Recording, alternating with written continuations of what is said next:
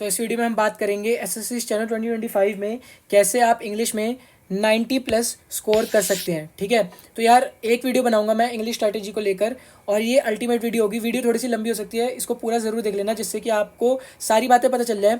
इसके बाद भाई मैं इंग्लिश से रिलेटेड ना कोई वीडियो बनाऊंगा ना किसी के डाउट सॉल्व करूंगा जो कि बार बार रिपीट हो रहे हैं। ऑब्वियसली अगर आपका कोई डाउट अलग होगा तो मैं उसको कमेंट सेक्शन में रिप्लाई कर दूंगा, बट इसके अलावा मैं पार्ट 2 पार्ट 3 कुछ नहीं बनाऊंगा। ये फाइनल वीडियो होगी, तो पूरी वीडियो देखने के बाद कमेंट करना, नहीं तो भाई फिर मैं रिप्लाई नहीं करूँगा। ठीक है, तो यार यहाँ पर अब हमारे पास 3 कैटेगरीज के लोग आते हैं, पहले उसकी बात करें। ठीक है, 3 टाइप ऑफ बच्चे हैं हमारे यहाँ पर। एक है बिगिनर, एक है जिनका स्कोर अभी बन रहा है 70 to 80। वैसे मैं बताता हूँ जिनको नहीं पता है, बिल्कुल जो एकदम बेसिक एकदम बिगिनर्स है। इंग्लिश का जो पेपर होता है वो मैक्सिमम 100 मार्क्स का होता है। तो जो इंग्लिश में स्कोर कर रहे हैं 70 to 80, थर्ड कैटेगरी है जो इंग्लिश में स्कोर कर रहे हैं 80 to 85। ठीक है, तो यहाँ पर जो फ्रेशर्स हैं उनके लिए मैं आप क्या एडवाइस करूँगा। सबसे पहले तो यार एक मॉक अटेम्प्ट करो ऑन टेक्स्ट बुक। कोई भी अटेम्प्ट कर लो आप, स्टेनो का नॉर्मल मॉक अटेम्प्ट कर सकते हो। It could be a previous year paper.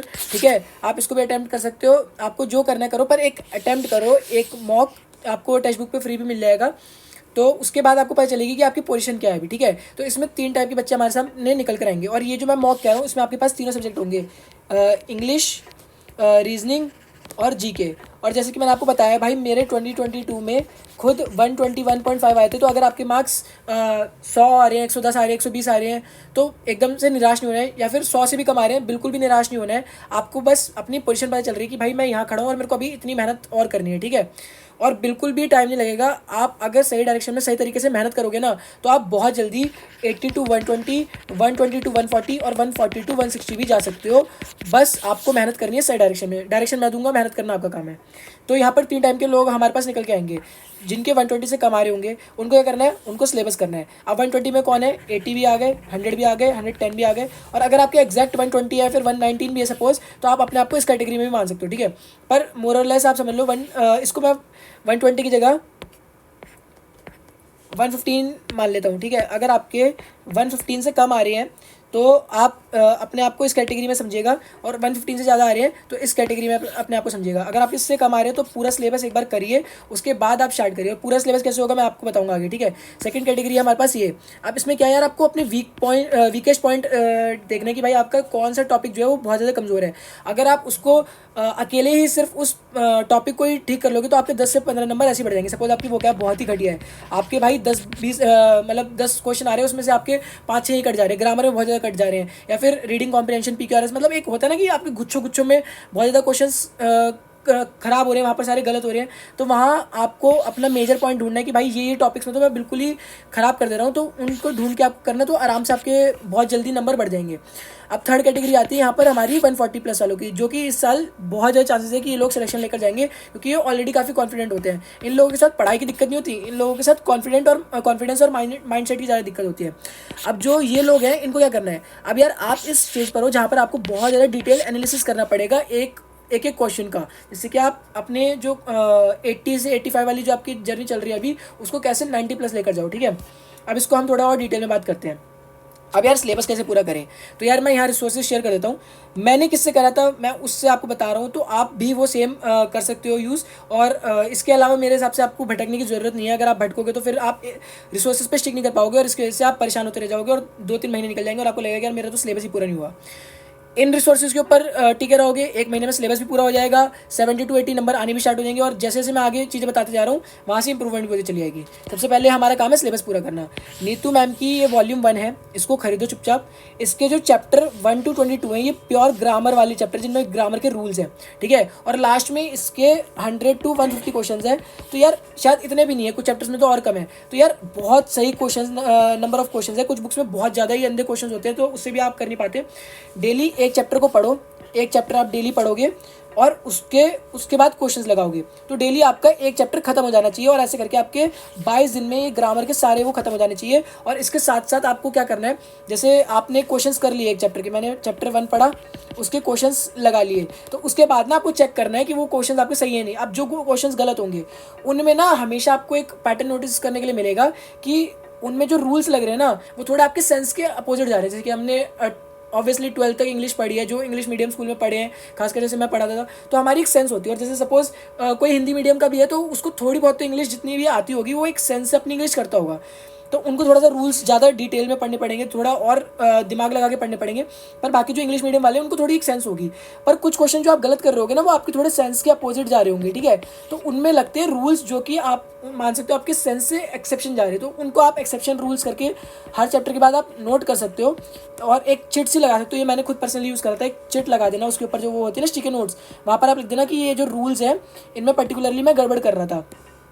जैसे ऐसा होता है ना कि फर्नीचर, मेरे को एकदम से बस याद आ गया, जैसे फर्नीचर होता है, फर्नीचर प्लूरल सेंस में भी फर्नीचर होता है, फर्नीचर्स नहीं होता कोई भी वर्ड, ठीक है। तो फर्नीचर्स नहीं होता, ये गलत होता है ये, और सुपर फ्लॉज वाले बहुत ज़्यादा होते हैं। तो ऐसे अभी मेरे को एकदम याद नहीं आ रहे ग्रामर के रूल्स, बट हाँ ऐसे करके आप उसको लिख सकते हो कि भाई ये रूल है, ये मेरे सेंस से नहीं लगेंगे, इनमें प्योर रूल्स लग रहे हैं। तो इन रूल्स को मैं बार बार यहाँ लिख देता हूँ, जिससे कि जब भी मेरे को रिवाइज करना होगा सबसे पहले मैं इन रूल्स को पढ़ लूँगा। वो 4-5 रूल्स होंगे, तो आपको वो जो क्वेश्चन मतलब जो कटते होंगे उन रूल्स की वजह से आपके मार्क्स वो ठीक होने स्टार्ट हो जाएंगे। उसके बाद हम आएंगे वो कैप के ऊपर। तो यार ये चैप्टर है वो कैप के, तो आप इसकी वो कैप कर लेना, डेली आराम से पढ़ लेना। ऐसा मत करना कि यार एक ही बार में आपको याद हो जाए। ऑब्वियसली थोड़ा सा आपको ध्यान लगा के पढ़ना है, ऐसे नहीं एकदम सिर्फ आप स्किम कर रहे हो उसको, बस निकाले जा रहे हो आंखों के नीचे से। पर हाँ थोड़ा सा ध्यान लगा के पढ़ते रहना, पर उस पर रुके नहीं रहना है। तो इसको भी आप 10-15 दिन में ख़त्म कर लो। और उसके बाद जो ये रिमेनिंग ये थोड़ी सी प्रैक्टिस वाले है, इसको मैं आप कह रहा हूँ अभी स्किप कर सकते हो, इसको बाद में आप कर सकते हो। पर अगर आपकी ये सेंटेंस इंप्रूवमेंट वाली जो होते हैं क्वेश्चन अगर ज़्यादा गलत होते हैं तो इनको भी कर सकते हो, ठीक है। मैंने इसको फिलहाल नहीं करा था, ये मेरे विद द मॉक टेस्ट और विद द अपना जो भी मैं सेक्शनल वगैरह कुछ लगा रहा था उसके साथ मेरे इंप्रूव हो गया था ये।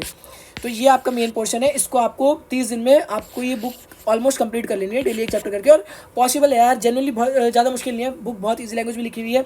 हिंदी में भी मैम ने ये किताब लिख रखी है, मतलब ऐसा नहीं है कि उसमें प्योर इंग्लिश लिखी हुई है। आपको वो सारे जो रूल्स हैं वो हिंदी में भी समझा रखे हैं और नेक्स्ट लाइन इंग्लिश में भी बता रखे हैं। तो मतलब बायलैंग्वेज ये किताब है, तो जो लोग हिंदी मीडियम से भी है उनको भी काफ़ी हेल्प मिलेगी इससे। अब बात करते हैं यहाँ पर 3 चीज़ों की जिनसे भाई बच्चे बहुत डरते हैं और जिनके बहुत मार्क्स कटते हैं, क्लोज टेस्ट, आरसी, पीक्यूआरएस। तो भाई रानी मैम की यूट्यूब पे प्लेलिस्ट बनी हुई है। वैसे तो मैंने नहीं देखी क्योंकि मेरे तीनों सेक्शन ये आप कह सकते हैं मैंने बचपन से क्योंकि इंग्लिश पढ़ी है तो मतलब नेचुरली ठीक थी, मैं थोड़ा से प्रैक्टिस करके मेरी ये हो गई थी। बट जिनकी कमज़ोर है ये यार, ये प्लेलिस्ट मैं आपको दे दूँगा, डिस्क्रिप्शन में आपको लिंक मिल जाएगा इसका, आप वहाँ से देख सकते हैं। अब ये बात हो गई सिलेबस कंप्लीट करने की। अब उन बच्चों की बात करते हैं जो 70 to 80 नंबर्स आ रहे हैं, ठीक है। तो यार अब आपको क्या करना है, आपको सबसे पहले अपने यार वीक पॉइंट्स ढूंढने हैं, ठीक है। आपका वोकैब वीक है, ग्रामर वीक है, या फिर क्लोज टेस्ट, पीक्यूआरएस, पैसेज ये वीक है।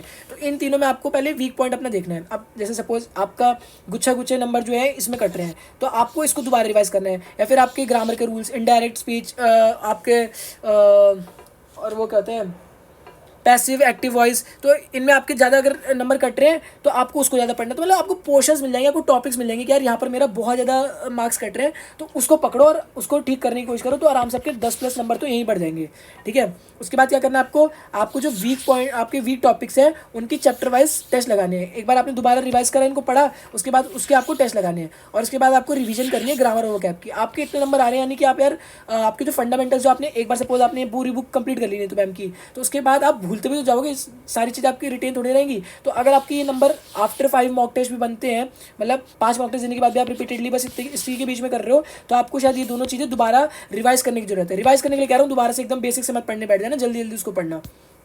अब आते हैं हम इन बच्चों के ऊपर जो कि काफ़ी अच्छे बच्चे, जिनके काफ़ी अच्छे स्कोर आ रहा है, बट कुछ ऐसी गलती कर रहे हैं जिसकी वजह से वो 90+ से चूक जा रहे हैं, ठीक है। तो आपको क्या करना है यार, वोकैब स्पेलिंग्स में बहुत ध्यान देना है यार। स्पेलिंग्स तो मैं इवन बताऊँ, मैं मेंस सीजीएल मेंस में भी 2-3 ब्लंडर कर आया, तो यार स्पेलिंग्स मैंने बहुत अंडर एस्टिमेट करा था, तो मैं आपको अपनी गलती से बता रहा हूँ। स्पेलिंग्स अच्छे से करके जाना है यार, जस्ट बिफोर आपके पेपर 10 दिन पहले ना स्पेलिंग्स अच्छे से करके जाना। और वोकैब भी भाई मतलब आप जितना मर्जी कह लो, आपका 90+ जो स्कोर हो रहा है ना, मैं कहूँगा जिसका इतना स्कोर आ रहा है ना उसके मोर और लेस आपकी ग्रामर अच्छी है, आपका जो नंबर कट रहे हैं ना वोकैब में ही ज़्यादा कटते हैं, क्योंकि किसी ना किसी टेस्ट में कुछ नई वोकैब आई जाती है। तो जो वर्ड आपने कभी सुना ही नहीं है ना, तो यार उसको छोड़ दो। और यार वोकैब का भी क्या सीन है, आपको अगर मान लो कोई वर्ड आपने कहीं सुना भी है ना, आपको 4 ऑप्शंस में से टिक करना है। आपको एक ऑप्शन टिक करना है, आपको जरूरी नहीं है कि आपको वो वर्ड का एग्जैक्ट मतलब आना ही चाहिए। आप अपने सेंस से, एलिमिनेशन मेथड से, या थोड़ा सा भी उस टाइम पे कॉमन सेंस लगा के भी करोगे ना, जो आपने पढ़ रखा होगा कहीं ना कहीं आपके सबकॉन्शियस माइंड में वो चीज़ होती है। तो आप इस तरीके से उसको जो वो क्वेश्चन है जो वो कैप का, उसको टिक कर सकते हो। आप वो सेंस जो डेवलप करनी है ये भी प्रैक्टिस से आपको आएगी, ठीक है। बाकी इनकी मल्टीपल रिवीजन बहुत ज़्यादा ज़रूरी है। और बाकी रानी मैम की यार 10 से 11 घंटे वाली वो कैप की क्लासेस है, यूट्यूब पे फ्री अवेलेबल है, ये काफ़ी हेल्प करती है। मैंने खुद लास्ट दिनों में सुनी थी और मेरे को काफ़ी हेल्प मिली थी। उसके बाद detailed analysis of your mock. भाई अब आपके ऐसा नहीं है कि जहाँ पर आपके गुच्छे नंबर कट रहे होते हैं, आपके बहुत छोटे छोटे जगह पे नंबर कट रहे होते हैं, जैसे कि 1-2 नंबर इनडायरेक्ट स्पीच में कट गए, 1-2 नंबर आपके किसी रूल्स वाले उसमें कट गए, 1-2 नंबर स्पेलिंग में कट गए, वो क्या में कट गए। तो आपको डिटेल एनालिसिस करना है, आपको देखना कि भाई ये कट रहा है, क्या ये पैटर्न रिपीट हो रहा है, क्या मैं हर उसमें यही पर्टिकुलर क्वेश्चन गलत कर रहा हूँ। तो एक पैटर्न होता है क्वेश्चन का भी ना, जब आप 5-6 मार्क्स दे दोगे ना, ये पैटर्न आप तब कैच करना स्टार्ट कर दोगे। तो वहाँ पर आपको ये डिटेल एनालिसिस करना पड़ेगा। और उसके बाद जो रूल्स में आप आपकी जो सेंस के अगेंस्ट जा रहे हैं, जो रूल थोड़ा सा एक्सेप्शन वाला रूल होता है ना, वो आपको दोबारा पढ़ने की जरूरत है। वो तब आपके काम आएगी। वो जो स्टिकी नोट था ना, वो आपके तब काम आएगा जब ये एक्सेप्शन वाले रूल जो आपने अपने पहले चैप्टर पढ़ने के बाद जो आपने ताज़ा पढ़ा था उसके बाद भी गलत कर दिया, तो वो वाले रूल्स होते हैं जो आपको यहाँ पर हेल्प करेंगे। ठीक है, जब भी मैंने आपको कहा था स्टिकी नोट से वो रूल करना, क्योंकि आपने ताज़ा चैप्टर पढ़ा था उसके बाद भी अगर आपने उसको ठीक क्वेश्चंस करने में गलती कर दी, यानी कि वो रूल थोड़े एक्सेप्शन वाले जो आपके सेंस के अगेंस्ट जाते हैं। भाई मैंने इतना समझा कि आप जितना मर्जी पढ़ लो, at the end of the day आप जो पेपर कर रहे हो ना, वहाँ पर आप बहुत ज़्यादा अपनी सेंस के ऊपर, इंट्यूशन के ऊपर जाते हो, क्योंकि आपने इतने टाइम से इंग्लिश पढ़ी है, खासकर इंग्लिश मीडियम वालों ने। क्योंकि मैं यार इंग्लिश मीडियम वालों के थोड़ा मैं स्पेसिफिक इसलिए बता रहा हूँ क्योंकि मैं खुद इंग्लिश मीडियम से रहा हूँ, तो मैं उनसे ज़्यादा रिलेट कर पाता हूँ। बाकी हिंदी मीडियम वाले बच्चों को टाइम लगता है, बट मैंने काफ़ी सारे बच्चे देखे जो हिंदी मीडियम से आने के बाद भी ASO CSS और ASO ME निकाल लेते। तो भाई ऐसा मत समझना कि आप कहीं पीछे हो, ठीक है। आपके लिए भी मतलब आप उन लोगों को आइडल मानो जिन्होंने ASO CSS और ASO ME निकाल दिया। सोचो उन्होंने इतने 135 में से 135 नंबर लाए हैं CGL में इंग्लिश में, तो आप भी ला सकते हो, ठीक है, कोई बड़ी बात नहीं है। तो यहाँ पर आपको अपना उन रूल्स को थोड़ा ध्यान देना है, जिससे कि आपकी छोटी छोटी जो मिस्टेक्स वो रूल्स में कट रही थी वो ठीक हो जाए। उसके बाद आपको क्या करना है यार, आपको मल्टीपल मॉक्स एंड एनालिसिस करना है यार। आपको मॉक्स करने हैं, उसके बाद अपने वीक पॉइंट्स ढूंढने हैं और फिर से मॉक करना है, और उसके बाद वो रिपीट नहीं करनी। अगर वो रिपीट कर रहे हो, मिस्टेक्स का पैटर्न आपका हो रहा है, तो फिर उसको नोट करो। तो भाई ये जो चीज़ है ये आपको फिर रिपीट करनी है, क्योंकि यही चीज़ है जिससे आपको पैटर्न पता चलेगा, यही चीज़ है जिससे आपको अपनी मिस्टेक्स पता चलेंगी, आप उसको एनालिसिस कर पाओगे और उसके बाद उसको आप ठीक कर पाओगे। और इसके लिए आपको काफ़ी ज़्यादा मतलब मेहनत करनी पड़ेगी यार। देखो ऑब्वियसली इस रेंज में काफ़ी सारे बच्चे आते हैं, पर इस रेंज में बहुत कम बच्चे आते हैं। तो इस रेंज में पहुंचने के लिए आपको जितनी आप मेहनत कर रहे हो वो पढ़ने से ज़्यादा, मॉक्स देने से ज़्यादा इसमें लगेगा। उसका एक एक चीज़ को बारीकी से आपको एनालाइज करना पड़ेगा कि भाई क्यों गलती हुई, क्या वो था, उस माइंड में उस टाइम पे मैं क्या सोच रहा था, मेरे दिमाग में क्या चल रहा था। और एक और चीज़ का आपको ये ध्यान रखना है यार कि आप कुछ क्वेश्चंस ना डाउटफुल होते हैं, आपके 2 ऑप्शंस में आप कंफ्यूज होते हो, पर जो क्वेश्चन आपके गलत होते हैं आप कहते हो यार मैं तो जो भी 50-50 में खेलता हूँ वो गलत हो जाते हैं, पर जो आपके 50-50 में सही हो जाते हैं आप उनको समझते हो कि यार वो तो आपको आते ही था। तो जो आपको क्वेश्चन में ज़्यादा टाइम लग रहा है ना, आप अपने टेक्स्ट बुक पे जाके देखोगे ना, जिस क्वेश्चन में आपको ज़्यादा टाइम लग रहा है उसको भी थोड़ा सा ध्यान से देखना। जो भले ही वो आपका उस टाइम पे सही हो गया हो, पर उसके चांसेस है जिसमें आपको टाइम लग रहा है, यानी कि आप उसमें 2 या 3 ऑप्शंस में डाउटफुल थे, वो बाई चांस आपका वो सही हो गया, पर पेपर में ये गलत भी हो सकता है। तो टाइम टेकिंग क्वेश्चंस और जो आपके गलत क्वेश्चंस हो रहे हैं उनको ज़रूर देखना, इससे आपको सही एनालिसिस करने में मदद मिलेगी। अब बात करते हैं सोर्सेज की। तो सोर्सेज यार आपका वही वॉल्यूम 1 रानी मैम की वीडियोस, टेक्स्ट बुक मॉक्स लगेंगे, और बाकी एक बोनस टिप मैं आपको देना चाहूँगा, stick to your resources and in 2 months आपके जो है 85+ मार्क्स आने लग जाएंगे इंग्लिश में। ये उन लोगों की बात बता रहा हूँ जो बिल्कुल एकदम फ्रेशर्स हैं, जो ऑलरेडी 70 या फिर 80 से 85 के बीच में खड़े हैं, उनके 90 भी आ सकते हैं, बशर्ते आपने जो मैंने बात बताई उसको सही से फॉलो करा है। अब यार 2-3 क्वेश्चन आए थे उनको ले लेते हैं। If black book is necessary यार, इसका जवाब मेरा है नो। यार अगर आपने वॉल्यूम 1 से वो कैप कर ली, रानी मैम की जो वो कैप की जो सीरीज़ है, जो उन्होंने 10 घंटे की 2-3 वीडियोस बना रखी है, उसको कर लिया तो आपकी वोकैबुलरी काफ़ी ज़्यादा शॉर्ट हो जाएगी, और कुछ फिर भी आपको 2-3 क्वेश्चंस मिल जाएंगे जो आपको नहीं आते होंगे। तो यार वो कोई बात नहीं है, हमें कौन सा 100 नंबर लाने हैं, जिसको लाने होंगे तो भाई वो भी करके जाना फिर। पर मैंने पर्सनली बताऊँ, मैंने पर्सनली ब्लैक बुक करी थी, बट मेरे को लगा थोड़ा सा मैं वहाँ डाइवर्ट भी हो गया, थोड़ा सा मतलब ज़्यादा चीज़ करने के चक्कर में मैं रिवीजन कम कर पाया इन चीज़ों की। तो जितने ज़्यादा रिसोर्सेज होंगे मेरे हिसाब से नुकसान ज़्यादा होता है। जो आपके पास रिसोर्सेज हैं उनको मल्टीपल रिवीजन करोगे तो ज़्यादा बेनिफिशियल रहेगा, बजाय नए नए चीज़ों के ऊपर जाने के लिए। तो आपकी मर्जी यार, मैं प्रेफर नहीं करूँगा, मेरे हिसाब से ये जो चीज़ें हैं सफिशिएंट है, ठीक है। बाकी कुछ आपको जो नए नए वो कैप मिलती है वो मॉक्स में मिलती है, तो वो भी आपको हेल्प करती है ऑब्वियसली। उसके बाद आपको आएगा कि कॉम्प्रीहेंशन के लिए, रीडिंग कॉम्प्रीहेंशन के लिए मेरे को क्वेश्चन आया था कि यार इसको कैसे करे, रीड करने में दिक्कत होती है, उसके लिए रीड करे कि नहीं करे। तो यार मैं कहूँगा देखो आपके पास इतना भी टाइम नहीं है कि आप अभी रीडिंग हैबिट डेवलप करो, बट अगर आप फ्री टाइम में सोच रहे हो कि थोड़ा सा सेल्फ हेल्प बुक वगैरह पढ़ सकते हो, इजी बुक्स पढ़ सकते हो, उससे आपकी रीडिंग हैबिट डेवलप होगी, तो उसमें कोई नुकसान नहीं है। बट हाँ, ज़्यादा इस चक्कर में मत पढ़ना क्योंकि आपके पास ज़्यादा टाइम नहीं है। बाकी यार यही थी वीडियो, ये मेरी 1 and only इंग्लिश स्ट्रेटजी से रिलेटेड वीडियो थी। इसके अलावा अब मैं आपके लिए रीजनिंग की जीएस की और एक प्रॉपर सीबीटी की स्ट्रेटेजी वाली वीडियोस ले आऊँगा। इसके अलावा भाई मैं स्ट्रेटेजीज की ज़्यादा वीडियोस नहीं बनाने वाला हूँ। तो प्लीज़ यार कमेंट्स मत करना, पूरी वीडियो आपने देख ली होगी तो आपके ऑलमोस्ट सारे डाउट्स क्लियर हो गए होंगे। ये अगर जितनी बातें मैंने बताई है इसमें से अगर कोई भी आप क्वेश्चन पूछोगे तो मैं उसका रिप्लाई नहीं करने वाला हूँ। बाकी यार थैंक यू सो मच, आपने इतने सारे सब्सक्राइबर्स कर दिए इतने कम टाइम में। इसका मतलब है कि आपको कंटेंट पसंद आ रहा है, आपको हेल्प मिल रही है उससे। तो बस यार इसीलिए वीडियो लाइक कर देना, कमेंट कर देना कि आपका डाउट है इसके अलावा जो मैंने इस वीडियो में बताया, और बाकी सब्सक्राइब कर देना जिससे कि आप आगे आने वाली वीडियोस को देख पाए। बाकी पढ़ते रहो यार, और बहुत कम टाइम बचा है तो मेहनत में कसर मत छोड़ना। डायरेक्शन मैं प्रोवाइड करूँगा, मेहनत करना आपका काम है। Thank you.